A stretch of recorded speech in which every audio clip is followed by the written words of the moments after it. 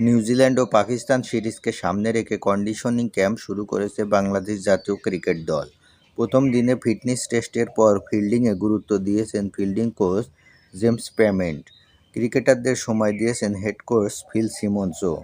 One day অধিনায়ক মেহেদী হাসান মিরাজ ও Pakistan super league পিএসএলে থাকা ৬ cricketer ছাড়া বাকি সবাই ক্যাম্পে যোগ দিয়েছিলেন।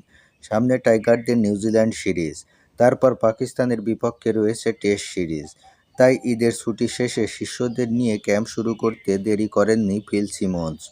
পাকিস্তানের বিপক্ষে ওয়ানডে সিরিজের পর খানিকটা অবসর পেয়েছিলেন ক্রিকেটাররা। সেই কারণে ফিটনেস ট্রেনিং দিয়ে ক্যাম্পের আনুষ্ঠানিকতা শুরু করেন হেড কোচ। তারপর মনোযোগ দেন ফিল্ডিং সেশনে। পাকিস্তানের বিপক্ষে গত সিরিজে কিছুটা ঢিলেঢালা ফিল্ডিং করতে দেখা গেছে টাইগারদের। সেই কারণেই গাউন্স ফিল্ডিংয়ে কাজ করেছেন কোচ।